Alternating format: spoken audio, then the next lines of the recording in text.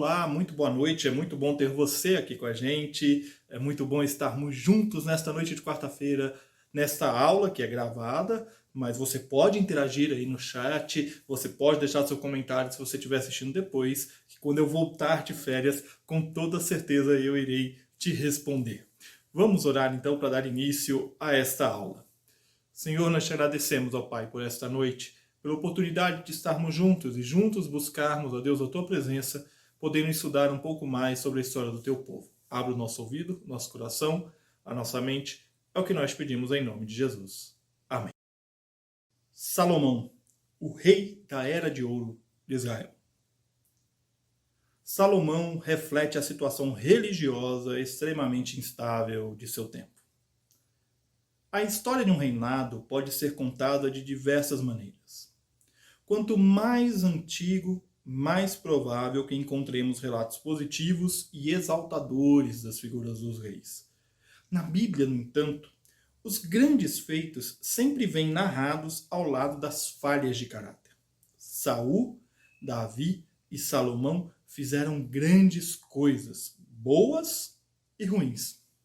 Quando olhamos para Salomão, no entanto, possui uma fama difícil de se mudar.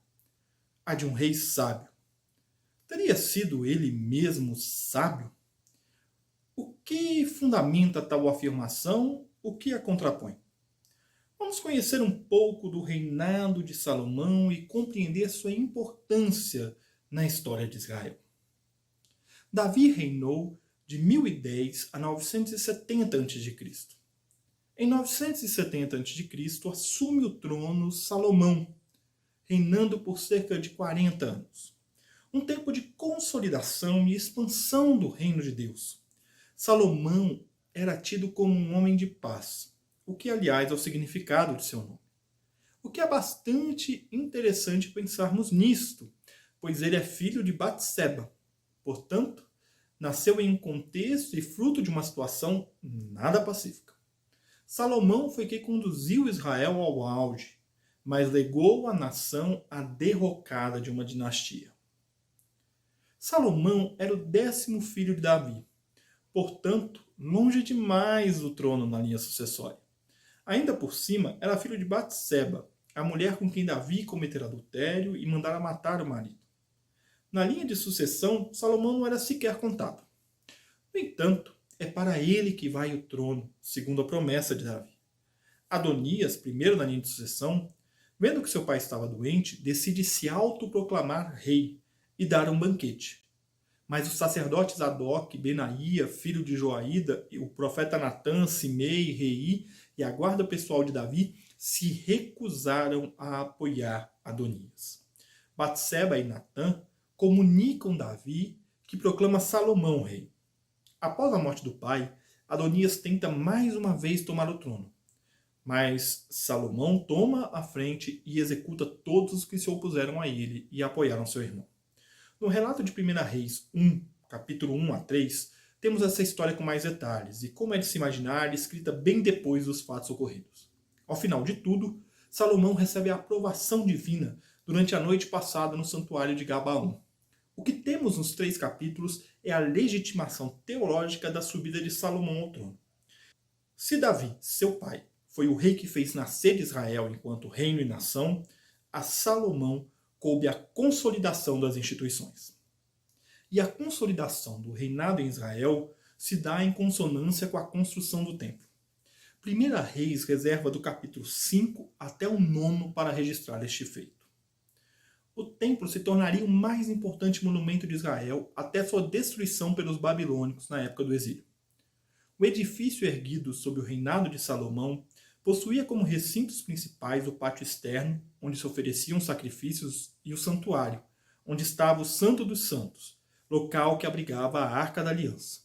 Não havia nenhuma inovação no que diz respeito à arquitetura, em comparação, por exemplo, com os templos cananeus ou cirofenícios.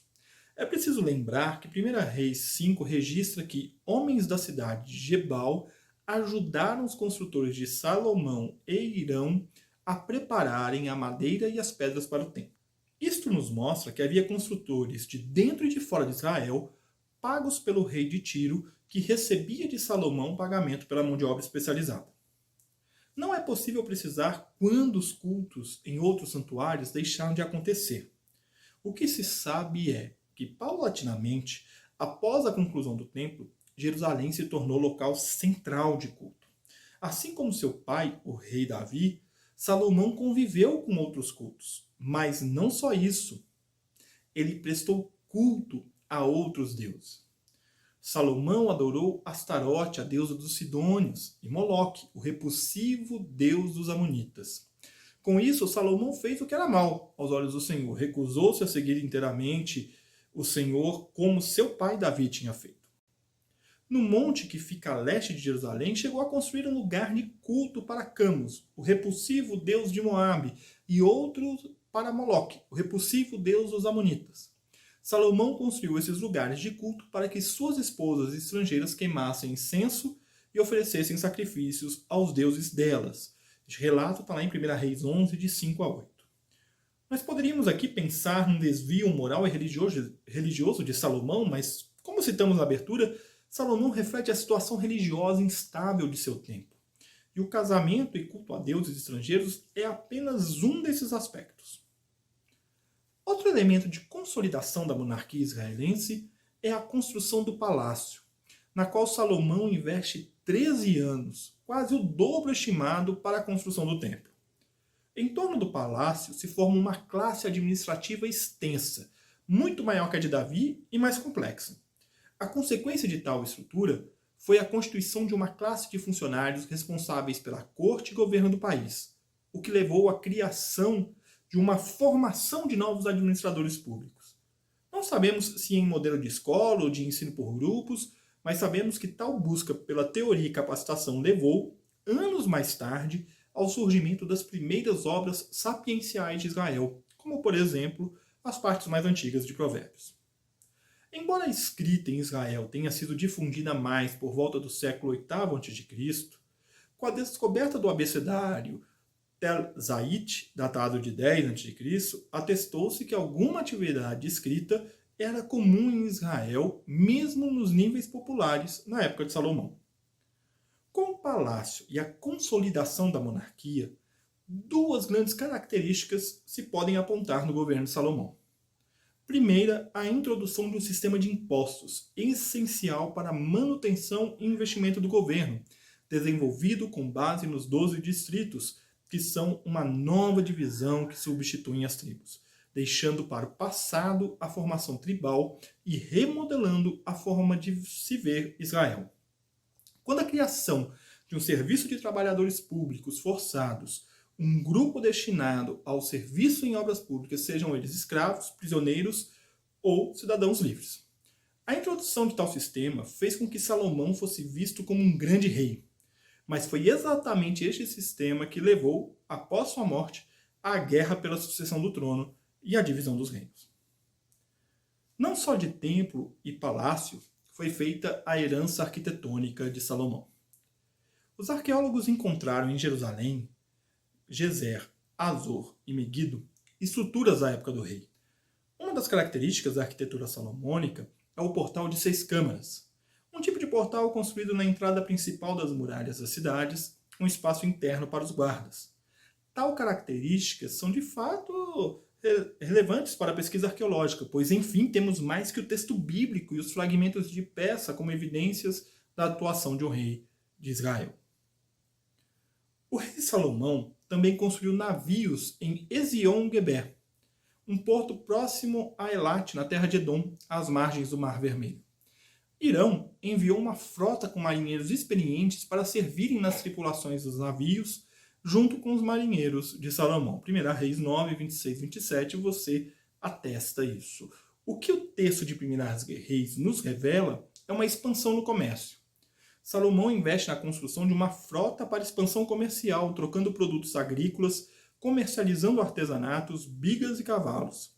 Tamanha expansão comercial trouxe como consequência a entrada de outros cultos e de sabedorias vindas de outra parte. A literatura sapiencial é potencializada neste período. Embora não haja registro na historiografia egípcia do casamento de uma filha de Faraó com um rei israelita, a Bíblia registra tal acontecimento. toda essa profusão de acontecimentos, do comércio à expansão literária, dos muitos casamentos aos cultos a outros deuses, nos atesta que, diferentemente de Davi, Salomão preferiu a via diplomática à guerra. Agora, Salomão foi um sábio? Não há consenso na pesquisa bíblica quanto à autoria de Provérbios, Eclesiastes e Cântico dos Cânticos. A tradição tende a atribuir a Salomão, porém é mais provável que se trate de coletâneas de sabedorias, quiçá do rei, quiçá de outros autores. O fato é que toda a sabedoria atribuída a Salomão tem um profundo contraste com sua atuação como rei de Israel. Se tomarmos por base Provérbios 1,7, que diz: o temor do Senhor é o princípio do conhecimento, mas os tolos desprezam a sabedoria e a disciplina, fica difícil dizer que Salomão foi um rei sábio, pois ele se casou com várias mulheres para conseguir uma paz de estado, cultuou os deuses de suas esposas e construiu para eles locais de culto. Não soube administrar sua casa com o fim de deixar o herdeiro consolidado para o trono, e ainda não ouviu seu povo quanto às queixas a respeito dos impostos, serviços forçados e divisão dos distritos. Teria sido Salomão, de fato, um sábio? Não foi com pouca sabedoria que o reino se consolidou. No entanto, assim como seu pai, foi o homem segundo o coração de Deus, mas cometeu assassinatos, foi conivente com o estupro de uma de suas filhas, cometido por um de seus irmãos, entre outras falhas importantes registradas na Bíblia.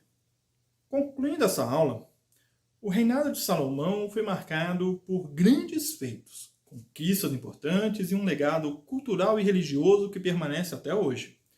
Legou também a derrocada da dinastia e a divisão do reino em dois. Se Davi unificou as tribos em sua liderança em torno da Arca da Aliança em Jerusalém, Salomão consolidou o aspecto religioso, trazendo a arca para o templo, consolidando assim a religião de Israel. Davi e Salomão realizaram o que Saul não conseguiram. Uniram comunidade secular e religiosa sob a coroa. Samuel renegou Saul e o arruinou, mas foi Salomão quem arruinou Abiatar. É singular que um profeta tenha causado a ruína de um rei, e que um rei tenha causado a ruína de um profeta. Ainda mais quando sabemos que Abiatar era profeta funcionário de Salomão. Um rei que toma o lugar de um profeta leva seu povo à ruína. Foi isso que aconteceu após a morte de Salomão. As consequências de suas decisões administrativas causaram revolta e levaram à divisão em Israel e Judá. Muito bem, nos vemos então na próxima semana e que a graça do nosso Senhor e Salvador Jesus Cristo, o amor de Deus o Pai e a presença amiga e consoladora do Espírito Santo seja com vocês hoje e sempre. Amém e amém. Que Deus nos abençoe.